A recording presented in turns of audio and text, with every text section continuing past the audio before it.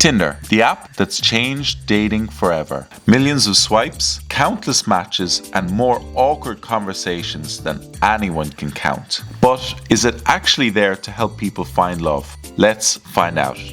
Not too long ago, a friend showed me her Tinder profile. I was just really curious, so I asked could I swipe on a few matches. And when I was doing that, I found a Tinder bio so clever, so amazing, that I just had to go down the rabbit hole to find out how to write the perfect Tinder bio. And that is what this video is going to be about.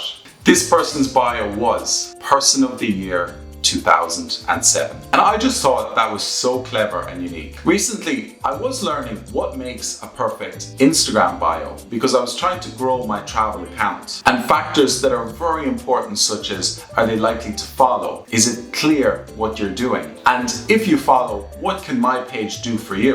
Let's do this thing. I think it's time to finally download Tinder. Tinder. I'm actually, I'm a little bit nervous to see what's going to come up on Tinder. I haven't used it in 2 years, so let's see what it looks like now.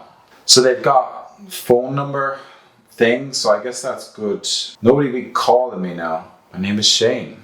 Age, a man, gender, straight, asexual. Person who may not experience sexual attraction or may experience a limited amount of sexual desire. Why would you be on Tinder if you're asexual? Alright, I'm not going down that list. I'd like to see women, please. 50 miles, yeah, that's alright. Still figuring it out. I did take a photo just earlier, so I'm going to throw that one in. Yeah, that'll do. Another photo from traveling, that'll do. Can you believe that women rate 80% of men below medium attractiveness? Now, I have no idea how those maths work, but basically 80% of the men fall in the 5 out of 10 or less category. Tinder is a marketing competition. People think that they're marketing themselves, but in reality, they're branding themselves and trying to signal status. Also, reducing perceived risk is fair enough for both men and women. If you're going to meet someone out of the blue, in reality, what Tinder is, talking to someone you've never met online and potentially meeting them for coffee or for dinner or going for a drive. Also, I'd like to say, are there any Tinder behaviors that I've missed out on this video? Please feel free to write a comment in any behaviors or interesting things about Tinder in 2026 that I haven't talked about. For your bio, it's got to be less of facts all about me and more of what it's going to be like to get to know me over time. With our bio, we also need to stand out because unfortunately, generic equals invisible. Things like, what do you like to do in your free time? What TV series were you obsessed with when you were a teenager? These are all things that can make your account stand out and make you unique. Self-awareness is extremely attractive. I don't know what I say extremely, but attractive or better than nothing. We've also got to think about archetypes. What type of person are you? Different bios will represent different archetypes. So you've got to think of what type of person are you trying to portray yourself as? Well, hopefully we're trying to portray ourselves. We're not trying to pretend like something we're not. If you're a very serious and a very focused person on your career, don't be pretending to be some kind of surfer dude. Some of the main archetypes I can think of would be funny, intellectual, mysterious, wholesome, confident, or artistic. Now, your goal is to wisely represent yourself, and I'm sure you might be able to focus into one of those categories. How do you actually write that Tinder bio? Well, here are a few core principles. The first is one strong, specific detail.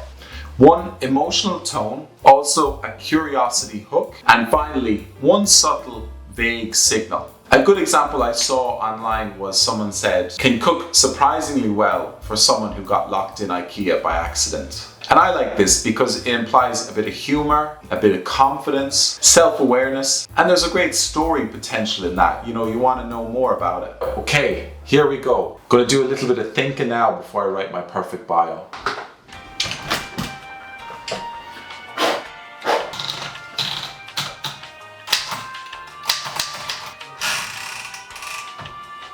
Accidentally met a llama boy in the Himalayas last year. Left me feeling lucky to have been there at all. You probably wouldn't believe me if I told you his age. It tells you a little bit about me, without trying to be too flashy or trying to impress. Women swipe defensively. They may filter for danger, awkwardness. Have you ever been on a date where you swore that time just stood still? Are you sure you won't have some tea, Paul? No, I'm fine.